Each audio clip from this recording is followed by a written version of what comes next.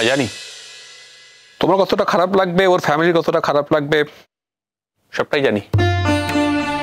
কিন্তু গুড্ডি, আমি একটা কথা বলছি, আমার কিন্তু কম খারাপ লাগছে না। আমি প্রাণপণে চেষ্টা করছি।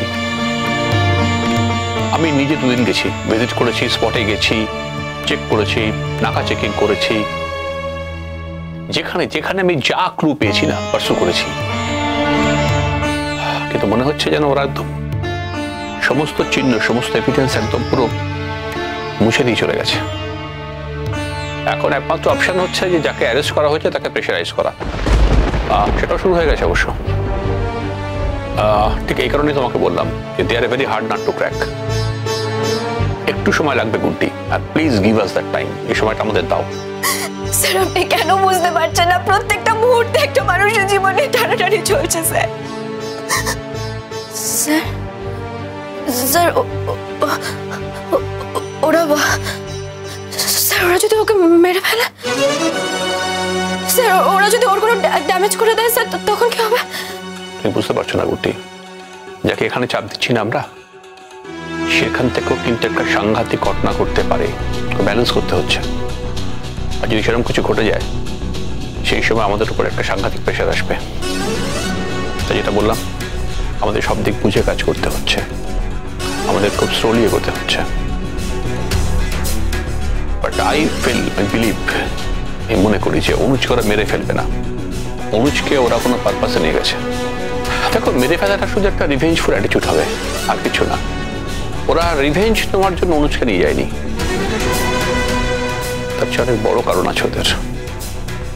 ওরা এইভাবে বিভিন্ন জায়গা থেকে মানুষকে পিক আপ করে টিম তৈরি করছে। অনুজের মতো একটা এফিসিয়েন্ট অফিসারের দিকে ওদের চোখ পড়বে এই কারণেই যে অনুজকে দলে নিলে ওদের টিমটা অনেক রিচ হবে। স্যার আমাকে একটা কথা বলুন, আপনাদের ইন্টেলিজেন্সরা স্যার কি কাজ করে ঠিক?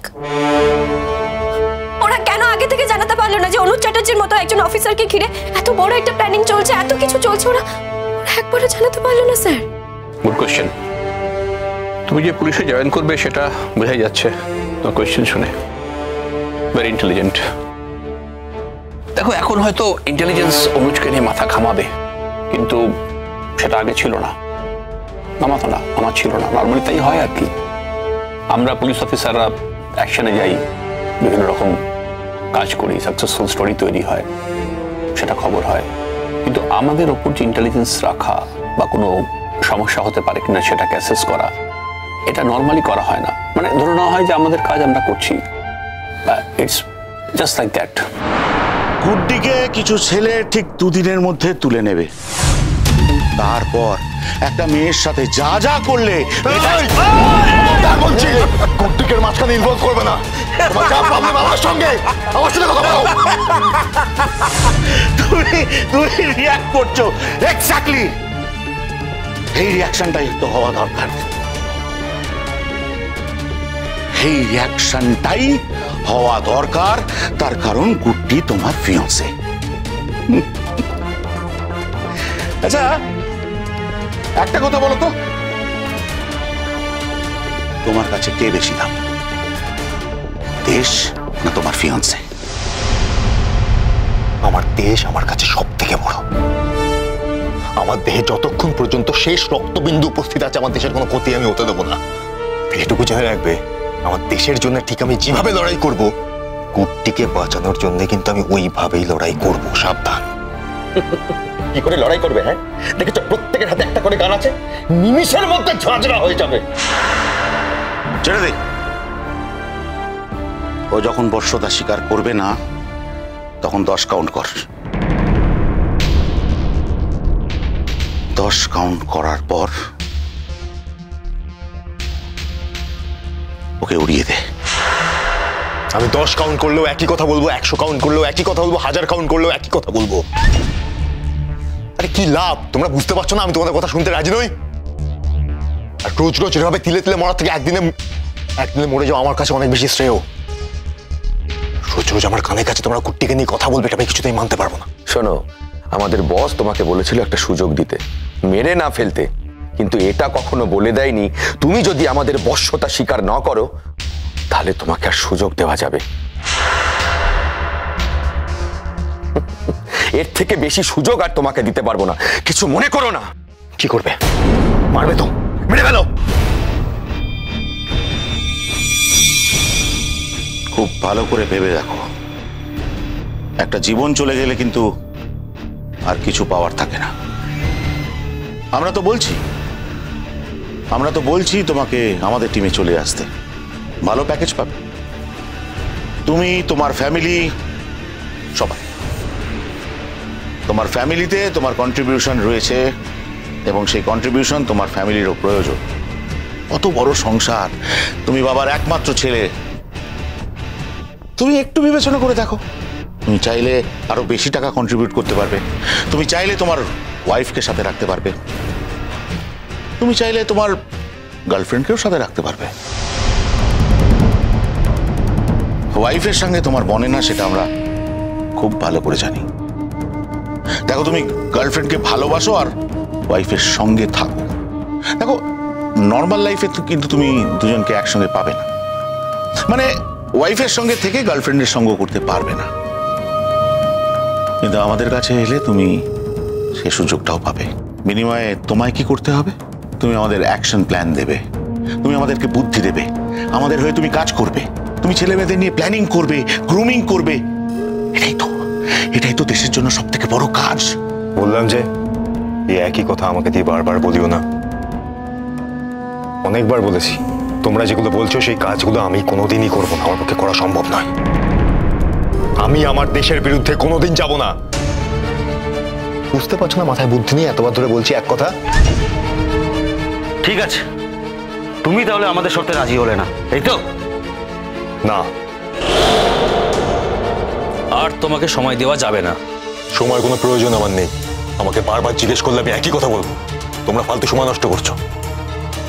তোমাকে নিয়ে খোঁজ খবর শুরু হয়ে গেছে, সেটাই স্বাভাবিক। আর যেহেতু তোমাকে নিয়ে খোঁজ খবর শুরু হয়ে গেছে, আমরা আর কোনো রিস্ক নেব না, আমাদের মুভ অন করতে হবে। আই এম সরি, 10 গুণা কাউন্ট কর। আর তুমি যদি চাও ওই 10 গুণার মধ্যে চান্স নেই কোনো। আমি সত্যি তোমাদের পৌরসত্ব, তোমাদের বীরত্ব দেখে অবাক হয়ে যাচ্ছি, হাসি পাচ্ছে আমার। তোমাদের সামনে একটা নিরস্ত্র লোক দাঁড়িয়ে রয়েছে, তাকে মারার জন্য নাকি এতগুলো বন্দুকের প্রয়োজন হচ্ছে।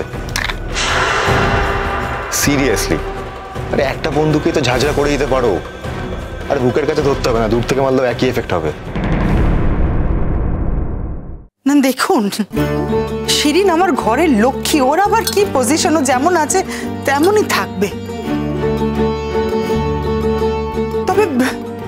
তবে এই কথাটা তো ঠিক না যে একই বিছানায় একই ঘরে যখন দুজন থাকে, তার মধ্যে হঠাৎ করে যদি একজন উঠে চলে যায়, তখন পাশের জন্য তো জানা উচিত যে সে কি হলো, সে কোথায় গেল। তখন তার তো জানা উচিত না যে সে কোথায় গেল, তার কি হলো, এতগুলো ঘন্টা সে কেন ফিরছে না। আজকে যদি আমার স্বামী আমার সঙ্গে এরকম কিছু একটা ঘটতো, তাহলে কি আমি এরকম ভাবেই ঘুমের মধ্যে থাকতাম, সবকিছু ভুলে যেতাম, মানে বুঝতেই পারতাম না যে আমার স্বামী কোথায় গেল। মাম্মা, তুমিও আমাকেই দোষ দিচ্ছ? বৌদি, তোমাকে বুঝতে হবে, অত রাত্রে একটা ফোন এসেছে। আরে হতে পারে মেয়েটা খুব ডিপ স্লিপে ছিল, রাত্রে তো ঘুমানোরই সময়, ওই সময় তো জেগে থাকার কথা না। ডিপ স্লিপের মধ্যে কখন ফোন এসছে, কখন সে উঠে গেছে, ও তো নাই জানতে পারে, এটা তো স্বাভাবিক। আর তাছাড়া তো ও আগে থেকে জানতে পারবে না যে কিছু একটা দুর্যোগ ঘটে যাবে, যে আমি অ্যালার্ট হয়ে থাকবো। একটা মানুষ যখন রিল্যাক্সড হয়ে শোয়, তখন এত কিছু মাথায় থাকে, সে তো গভীর ঘুমেই থাকবে। না, বাবা তো প্রথমে বলল যে ভাইটাকে রেখে চলে এলি। হয়তো বাবা আমাকে ব্লেম করতে চায়নি, কিন্তু বাবা আমাকে ভরসা করে, তাই জন্য বাবা কথাটা বলেছে, এটা বুঝতে হবে। আর সেরকম ভাবেই আমি তাই এই কথাটা বললাম। আমার উদ্দেশ্য কাউকে হার্ট করা নয়, আর এগুলো নিয়ে আলোচনা করাও নয়। আমাদের পিকলুকে খুঁজে বার করতে হবে, এবং পিকলুকে খুঁজে বার করার জন্য যা যা করণীয় সেগুলো করতে হবে, সেগুলো ডিসাইড করতে হবে, আলোচনা করতে হবে, এটুকুই আমি জানি। দেখ, আমরা তো তোর জন্যই ওয়েট করছিলাম। তুই এসে গেছিস, এইবারে আমরা একটা প্ল্যান বানিয়ে যাবো এদিক ওদিক। বাই দ্য ওয়ে, মিঠি কোথায়? মিঠিকে দেখতে পাচ্ছি না। বউ শোনা তো কিংশুক স্যারের সাথে দেখা করতে গেছে, জেঠুমনি তো পাঠালো। হ্যাঁ, আমি ওকে পাঠিয়েছি যে সোজাসুজি গিয়ে কথা বলে আসুক, কি অবস্থা জেনে আসার চেষ্টা করুক। আসলে কোনো খবর ওদের কাছে আছে কিনা, যেটা ও ফোনে বলতে পারছে না প্রোটেকশনের জন্য, সেটা অন্তত জেনে আসুক। আমিও তো যেতে চেয়েছিলাম মিঠির সঙ্গে, কিন্তু আমাকে তো যেতে দিল না।